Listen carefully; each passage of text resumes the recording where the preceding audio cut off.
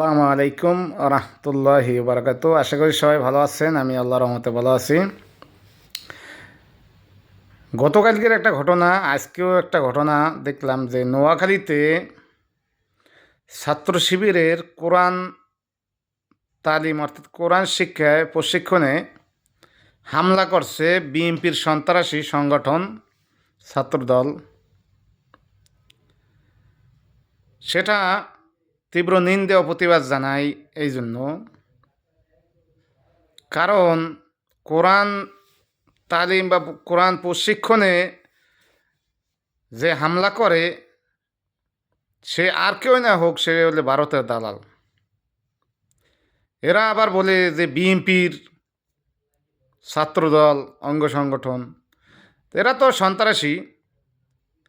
এটা তো আগে অতীতেও ছিল, এখনও আছে। এরা হলে বড় সন্ত্রাস। কারণ শেখ হাসিনা বলছিল যে বিএনপি হলে সন্ত্রাস।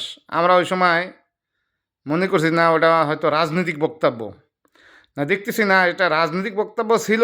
তারপরও কিন্তু এখন দেখতেছি 100% ওরা সন্ত্রাস। তবে এই জন্য তীব্র নিন্দা ও প্রতিবাদ জানাই। আশা করি সকল প্রবাসী ভাই বোনেরা এই বিষয়ে কথা বলবেন, কারণ যেখানে কোরআন প্রশিক্ষণ দেওয়া হয় এটা মুসলমানের জন্য এটা অত্যন্ত ভালো কাজ।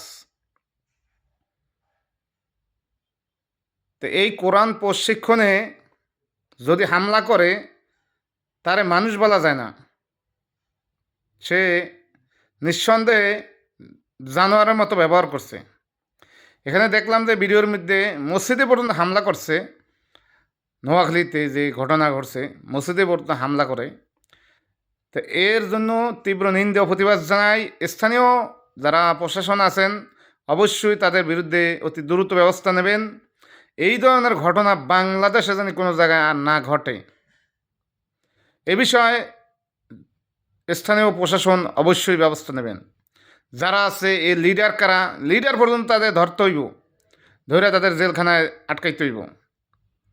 কারণ এরা আওয়ামী লীগের চাইতে নিকৃষ্ট প্রাণী হইয়া দাঁড়াইছে। অতএব এদের আর ছাড় দিয়ে লাভ নাই। এরা আওয়ামী লীগ যেভাবে গেছে, যেই পথে গেছে, এরাও এই পথেই যাইব। সময়ের অপেক্ষা মাত্র। যেমন দেখেন না, এতে মারতে হইবে না, লড়াইতে হইবে না, দৌড়াইতে হইবে না। ঢাকা বিশ্ববিদ্যালয়, রাজশাহী, চট্টগ্রাম গেছে কই এরা? এদের কর্ম ফল ওখান থেকে ডিলিট হয়ে গেছে, অটোমেটিক ডিলিট করা লাগে নাই। তো অল বাংলাদেশ থেকেও এরা ডিলিট হয়ে যাবে, এইভাবেই ডিলিট হয়ে যাবে। কারণ এরা যে সন্ত্রাসী সংগঠন, সন্ত্রাসী হামলা, সন্ত্রাসী ব্যবহার করতেছে, এদেরকে আর কেউই চায় না। তাই সবাই প্রতিবাদ জানায়। সকল প্রবাসী ভাই বোনদেরকে রিকোয়েস্ট থাকবে এই বিষয়ে সবাই প্রতিবাদ জানান, ইসলামের পক্ষে সবাই কথা বলেন, সবাই সাপোর্ট করেন। আসসালামু আলাইকুম ওয়া রাহমাতুল্লাহি ওয়া বারাকাতুহু।